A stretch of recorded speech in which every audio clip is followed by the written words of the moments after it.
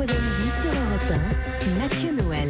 Vous écoutez Europe 1, il est midi 21, rien ne s'oppose à midi continue avec Eva Rock, Alain Sirou, Axel de Tarlet et celui qui, contrairement aux apparences, va trottine, va petite âne, est en fait profondément connecté à son époque, à la jeunesse qui surfe sur le World Wide Web en quête de contenu interactif kiffant. Exactement ce que vous nous proposez aujourd'hui, Guy Carlier, puisque depuis le début de l'émission, les auditeurs avaient à choisir sur Twitter le thème de votre chronique. Les résultats viennent de tomber. Et oui, ça s'est joué à très peu de voix. J'imagine. La première chronique concernait, je vous rappelle, une info du Financial Times annonçant la mise en conformité des subventions attribuées à Airbus avec les directives de l'Organisation mondiale du commerce. Et là, avouez que c'est du lourd. Il y avait de quoi faire une belle chronique, d'autant plus qu'Axel de Tarlet était un peu léger sur ce thème ce matin.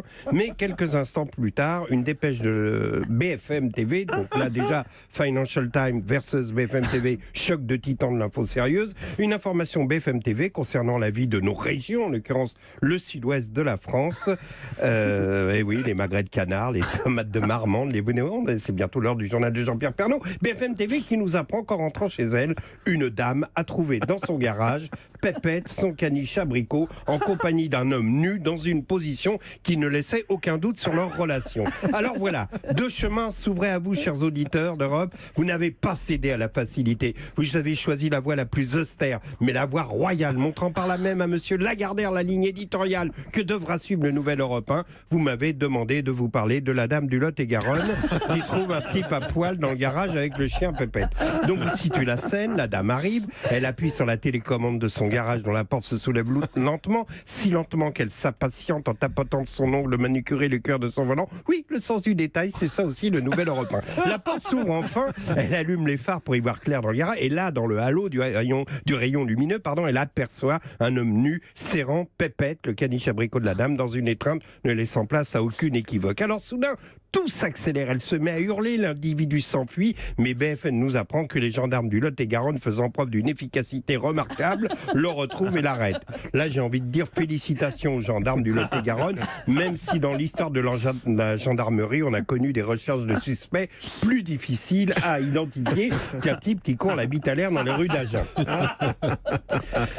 Bref, la gendarmerie a vite rattrapé le fugitif et après s'être assuré qu'il n'avait aucun lien avec madame la sous-préfète, parce qu'un jour ils avaient trouvé un type à poil et il sortait d'une after de partout chez la sous-préfète. Donc là, ils ont quand même vérifié ça. Il a été évidemment inculpé de zoophilie. De son côté, donc, alors évidemment, Pépette a été prise en charge par une cellule psychologique, avec Émeric Caron, qui après s'être longuement entretenu avec l'animal, a fait éclater la vérité. En réalité, écoutez-moi, car c'est vrai, en réalité, il ne s'est rien passé avec Pépette. L'homme était l'amant de Marcel, l'époux de la dame. Ils étaient dans la chambre lorsque le mari a reconnu le bruit du moteur de la femme. Il a dit « Merde, c'est l'Opel Vectra de Jacqueline. Vite, fous le camp, t'as qu'à passer par derrière. » L'autre a dit « Ah ben c'est la journée. » Et il est retrouvé dans le garage où, surpris par Jacqueline, il a cru donner le change en faisant semblant d'être l'amant de Pépette, dont l'honneur est sauf. Habile.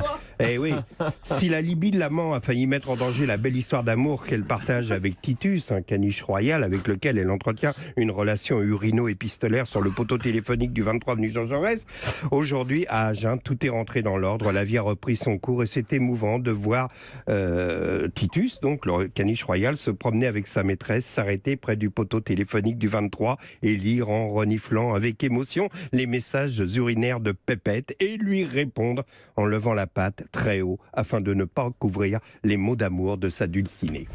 Merci beaucoup, Guy Carlier. Je crois qu'on peut le dire, les twittos ont fait le bon choix. Europe